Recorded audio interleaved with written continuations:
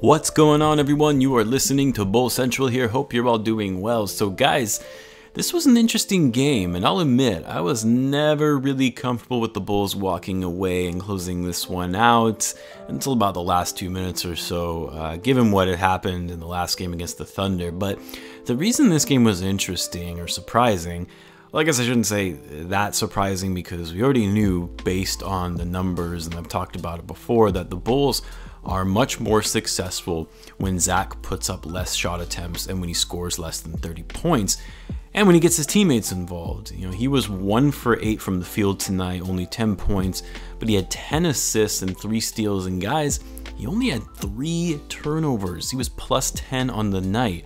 So despite the shooting woes and not being able to find his groove offensively, he still managed a way to get involved.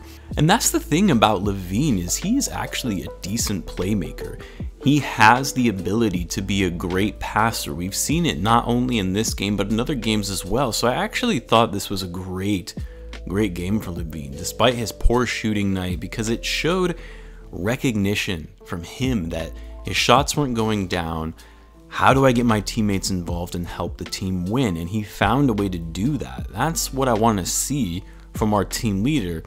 Now, the other surprising point was Coby White. It's 0 points. He was 0 for 5 in 25 minutes of play. That's a bad game for Coby. I mean, there's no way to go about that. I'm not, going to try to spin this in a way that puts it in a positive light. It was a bad game for him. But guys, the Bulls' 2 best scorers, or I guess I should say their top 2 scorers by points per game so far this season, they had a combined 10 points, going 1 for 13 from the field. And guess what? The Bulls still won the game, and they didn't just barely win. They won this game handily, blowing out the Mavs. They led virtually in the entire game. This was a solid team effort, and I'm most impressed with how they bounced back after such a deflating loss against the Thunder.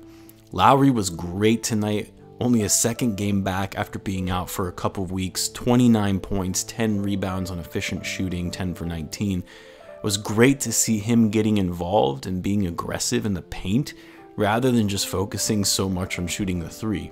Wendell, a decent game for him as well, 12 points, 17 rebounds. He also had 5 steals. That was key for the Bulls in their their overall defense tonight against the Mavs. That was significantly better than it has been in recent games. You know, they held the entire Mavericks team to 101 points, the lowest they've been able to hold an opponent so far this season. But also, how about that bench? Garrett Temple, 21 points.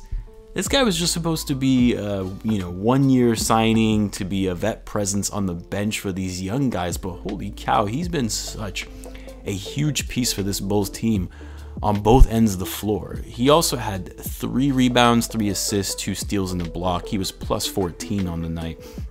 Just an incredible game for him. Thaddeus Young and Otto were also great as well. Otto was pretty quiet for most of the game until the 4th quarter, which is when we really need his veteran leadership to step in those late game moments. All in all, the bench had 61 points. Really good to see our second unit do so well. And also just demonstrating our overall depth to the league. Now, the 2 biggest takeaways for me from this game, well, other than Zach putting up less shots and getting his teammates involved to help them win, that was critical, obviously, for this win. But aside from that, and the 2 things are points in the paint. The Bulls didn't just settle for outside shots like they have been as of late. And were incredibly aggressive in driving to the basket and posting up in the paint. And then the other one was turnovers. We've talked about it before. The Bulls commit the most turnovers in the entire league. And tonight they only had 13. And 10 of those actually came in the second half. So they were even more solid and buttoned up in the first half and taking care of the ball. But these 2 measures, that was the difference maker in this game. Because even in the games against the Thunder, Clippers, Lakers, Kings, those 4 recent losses, the Bulls looked great and played well on paper. But they had way too many turnovers and teams capitalized on that. And let's not forget, the Bulls' turnover to assist ratio tonight, 13 turnovers to 32 assists. That is great basketball. Taking care of the ball and team facilitation.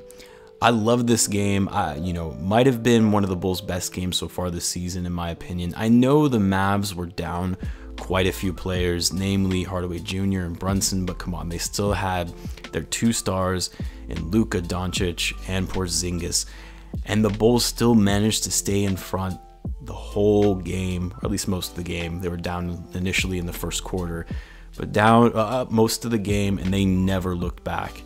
Great effort all around, great coaching adjustments from Billy Donovan and getting his team to bounce back after that last collapse against the Thunder. Bulls are right back at it tomorrow, taking on the Houston Rockets. Back-to-back games are always tough, but the Rockets, after trading James Harden, we'll see how things pan out as they're still getting used to their brand new roster changes. So the Bulls should really hopefully take advantage of that. I'll be out with another video tomorrow and a live chat for the game as well. Thanks for all those who have been participating in the live chat. It's been a lot of fun talking to you guys during the game. Also check out the Discord page. I'll leave a link to that in the description. As always, be sure to subscribe if you're a Bulls fan, as I post daily content if that's something you enjoy. Thanks again for all the support, and I will catch you guys in the next one.